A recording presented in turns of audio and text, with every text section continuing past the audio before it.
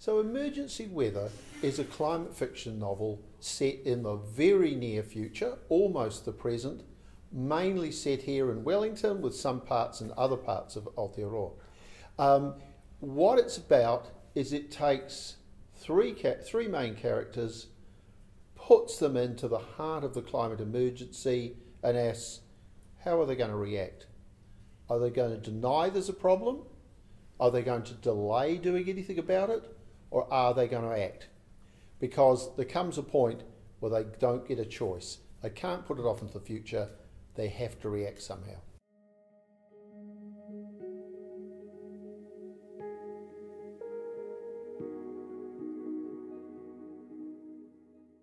Well, this was it's a kind of 250-page book, so it's hopefully it's a reasonably concise book, but it has, as you say, that it's based, as far as I can manage on it, on acknowledged climate science. And the sad truth is that what climate scientists have been predicting for many, many years, often derided, often trolled, is now coming to pass. And it's coming to pass fast. So I don't really have to rely on people's models anymore. It's what is happening right now in Aotearoa and around the world.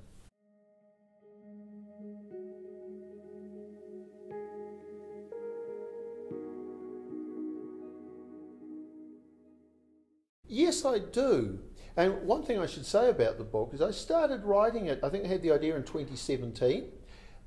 Climate change, even though it's within what climate scientists have said, things are happening scarily fast. And I was genuinely worried that this novel, which is set in the near future, might actually be overtaken by events. I mean, that's both a worry for the novel and a worry for the world. So I think that what with, for instance, the terrible bushfires in Australia, the terrible flooding we've had here, not to mention fires as well, everything that's happening around the world every week, every day, when it comes to extreme weather, has put climate change firmly in the focus of many people's minds. Unfortunately, politicians right now seem to be competing to talk about climate change as little as possible. So this is a novel, it's a story about people, but it also has a political dimension, and since it's mainly set in Wellington, there's a great storm coming to Wellington. Sadly, there's also a lot of political inaction going on.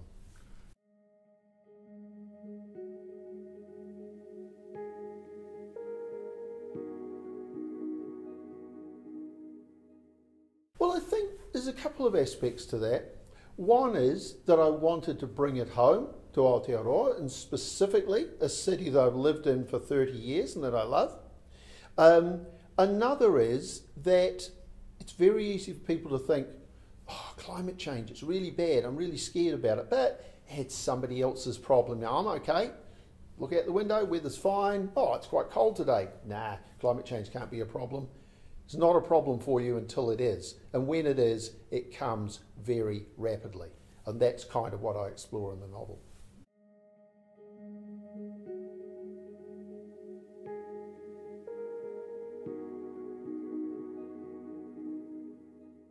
I think it would be true to say generally that I start with the idea or concept for a novel or story. Not always, some of my short stories have started with a character. And then that I develop, what's the idea of this novel? Where do I want it to go? Which characters can tell the story or carry the story? So that's the approach I took. But having said that, characters, interesting characters, are crucial to a novel. So I spent a lot of time working up the characters, thinking about how they would or wouldn't interact during the course of the novel and that kind of thing.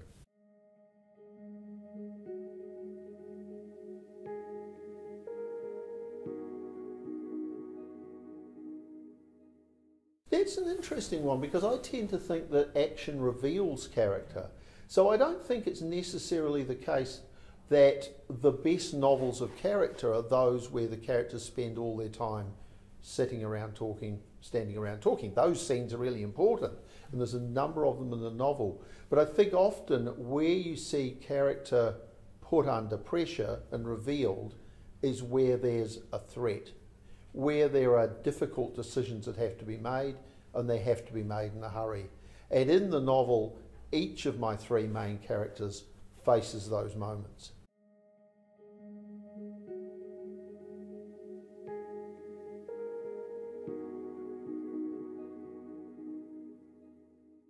Yes, and yes, I've got. I was thinking when you asked it, I was thinking of an author friend of mine who has this giant whiteboard with all those with all that kind of thing on it.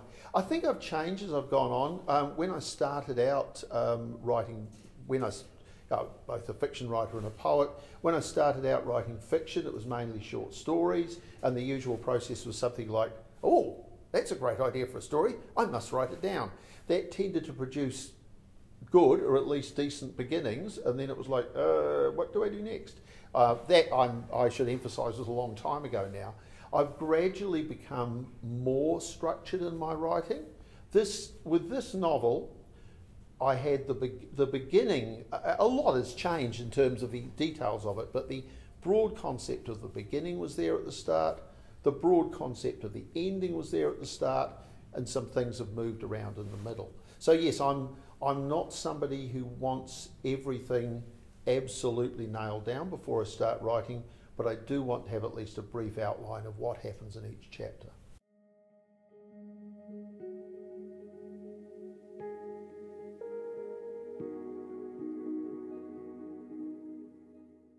I think that for me, the most important thing, and I hope I've achieved this, was to do it in a respectful way. And we also agreed that the front matter would alert the reader that there would be that would be a portion of the novel. I should emphasise it's far from the main strand of the novel, but it is important in the story of one of the three main characters. It's also the case that climate change it's often portrayed as an economic risk. And of course it is an economic risk, and there's also economic benefit in dealing with it. But it's a direct threat to our lives. Not just the lives of everything around us, and especially the lives of humans. That's not just through the most direct effects, flooding, fire, and so forth. It's also because of this. People under stress can get even further stressed by the effects of climate change. And so I felt it was important to show that in the novel.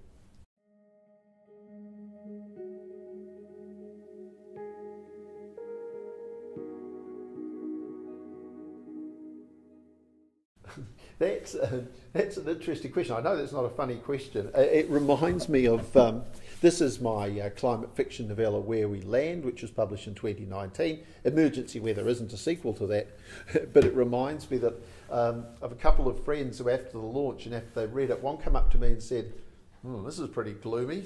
And the other one came up and said, I think this is a bit too hopeful. So I think people's views of what's too dark or not varies according to both their taste in reading and their view of the state of the world. What I would say there probably is that there were a couple of occasions in which I had to consider that. The main one is that one of the three main characters, Stephanie, she's feeling a lot of despair, and how deep to go into that despair was an area I worked on and revised quite a bit, and that was kind of a central focus of her character, why that is, how she recognises it, how she deals with it, to the extent that she does deal with it. Another one was that I again, perhaps I don't want to get into plot spoilers here, I again had to consider how far do I go in depicting the direct physical impact of disasters on some of my key characters.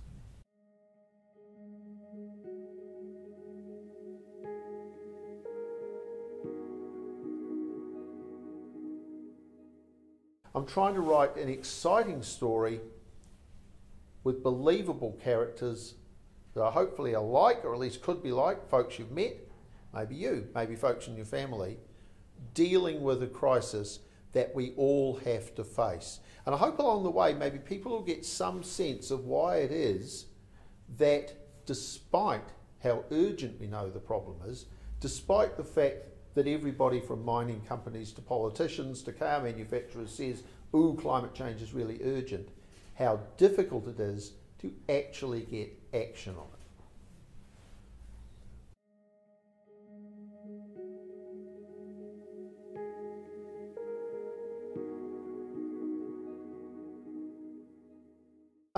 So you really hit the nail on the head when you mentioned J.G. Ballard's The Drowned World, because J.G. Ballard was probably the writer who influenced me most when I was starting out.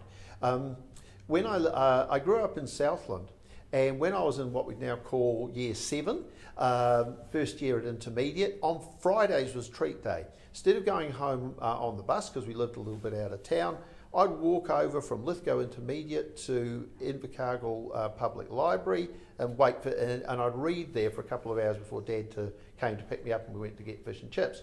So, and I'm not sure how many libraries have this, Invercargill Public Library had the adult section, had the children's section, and also had the intermediate section. And in the intermediate section they had a whole lot of science fiction books, and a lot of them were those British post-war disaster novels. John Wyndham, Sam Christopher and J.G. Ballard. Now think if somebody said to me, Tim, are the novels of J.G. Ballard generally suitable for an 11-year-old? I'd probably say no. But the good, and I mean I'm glad they did. So that section in Invercargill Public Library, a place I really loved, had the early novels of J.G. Ballard. It includes his 4 famous disaster novels that he started with. I'm doing this from memory now, so I hope I get it right. Apologies if I don't. The Drowned World, The Drought, The Wind from Nowhere, The Crystal World. And I loved all of those, but especially The Drowned World. And it's really interesting, and I think Ballard was well ahead of his time in how he dealt with the psychological accommodations people make to climate change. So you're absolutely right. I think Ballard has less of an influence on my writing than he was, because I've read a lot of, when I was in my teens, I was absolutely science fiction all the way. And I still read science fiction, but I read a lot of other work as well. But yeah, Ballard was definitely an influence. The Road, I guess the main influence of The Road was, don't write something as depressing as The Road. Because I don't, in fact, is not my aim to write a novel where there's no hope and no possibility of change. Other writers, I mean, I'd say, again, going back to writers who were really influential on me when I was young, Ursula Le Guin was another one. And even though, but it's not a climate change novel, but it's a very climate-focused novel, The Left Hand of Darkness particularly, which among other things features, I think, about 80 pages about a journey taken by 2 characters over an ice cap. And I think that's one of the most amazing pieces of writing I've ever read, and I still go back to it sometimes. I'll just mention a couple of other writers, and in mentioning these writers, there are many writers from Aotearoa who've recently written climate fiction novels. I'm not going to sort of go into all those now, but I'd encourage people to read them. Probably another one I mentioned was Octavia Butler, Parable of the Sower. So another author I'd really recommend, and this applies to a lot of his books, is Kim Stanley Robinson, who's actually had various literary connections with Aotearoa, notably because one of his relatively early climate fiction novels was Antarctica, and he passed through Christchurch on the US Antarctic Research Program. But he's written a lot of books, Ministry for the Future, New York 2140, I think it's 40 Signs of Rain, a lot of books which are about both climate change and the politics of climate action and inaction. Although actually my all-time favourite books of his, which still touch on those topics, are his Mars trilogy. Red Mars, Green Mars, Blue Mars. Those are great books. Interestingly, he's kind of later those are about the terraforming of Mars, often heavily opposed by characters with really valid viewpoints for opposing it. In his later career, he's kind of said, actually, that was a bad idea and we shouldn't go around terraforming other planets. But I don't think, and he may well be right, but I don't think that lessens the power of the novels. And again, a detailed exploration of, it's not just, often in American science fiction, if I dare say so, it tends to be very, very focused on the how-to. Technically, how can we fix this thing?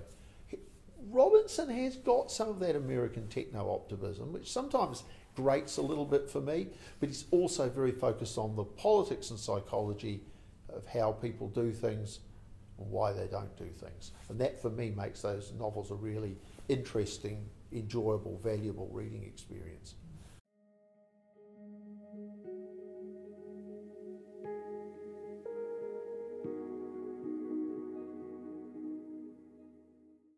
That is such a hard question to answer, because I think it's very hard. How do you measure that? I mean, you know, I don't know if anybody's done a study. Right, we will sit the experimental subjects down with this book, and then we will measure their opinions immediately after they've read it. What I do think, though, is that literature allows people to experience empathy. It allows people, sorry, I'm not saying people don't experience empathy in normal life, but you get inside the minds of characters, both who may be somewhat like you and are completely unlike you, and you see what the world is like through their eyes.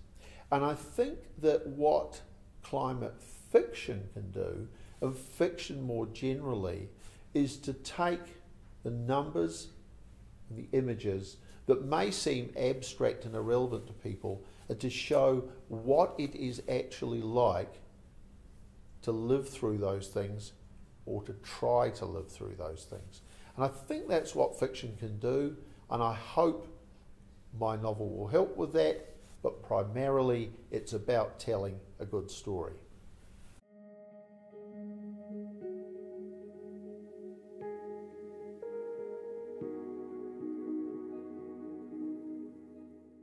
Yeah, it's a tricky one, because I know there's some people who think, well, political fiction is a bad idea per se. I don't agree with that. I think politically engaged fiction is fine, but that doesn't necessarily mean it's good fiction. And of course the danger is to, and I must admit the temptation, is to weigh down the novel with characters making long speeches expressing the author's own viewpoints. And I hope both I and certainly my excellent editors were eagle-eyed in spotting that and reducing it. So there are a few places in the novel where characters make speeches, but often you only hear a little bit of them because they're seen through the viewpoint from another character who is wishing that the speech maker would stop droning on. So I've tried to put relevant information in there. It's also, I think, if a character is dealing with that material in their life, then it's logical that they're going to be thinking about it. And that's the case in particular, well, it's really the case for all three of the main characters, but particularly for one of the main characters in my book. So, going back to Kim Stanley Robinson for a minute, I mentioned his novel Blue Mars, which is the third novel in his trilogy. One chapter, it may be more than one, is a proposed constitution for Mars. Now, I think for me, much as I love Kim Stanley Robinson, that was a step too far. A whole chapter of a novel being a proposed constitution, that was a little bit too far. So I just want to reassure readers there are no proposed constitutions in my novel.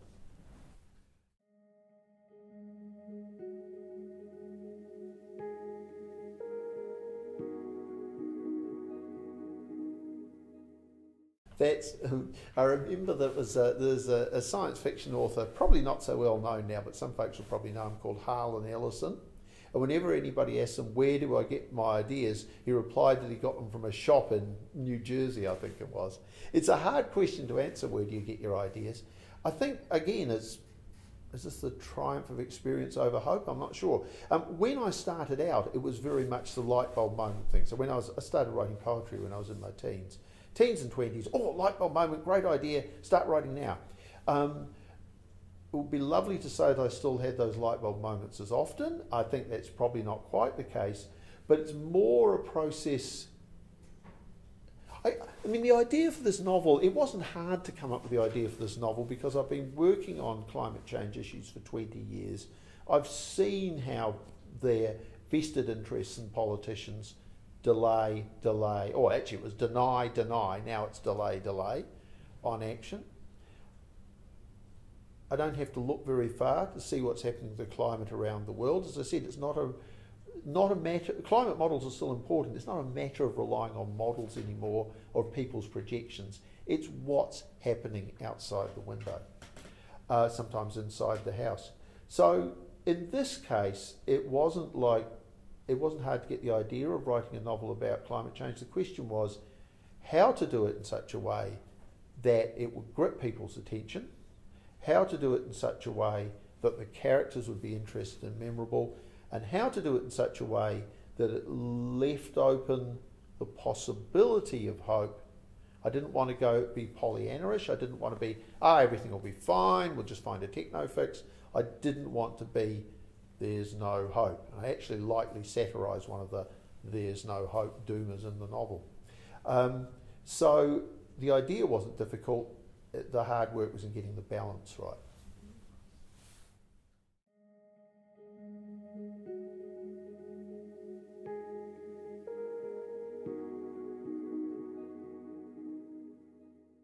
Yeah, I've got a few ideas on the go, and I have one ambition.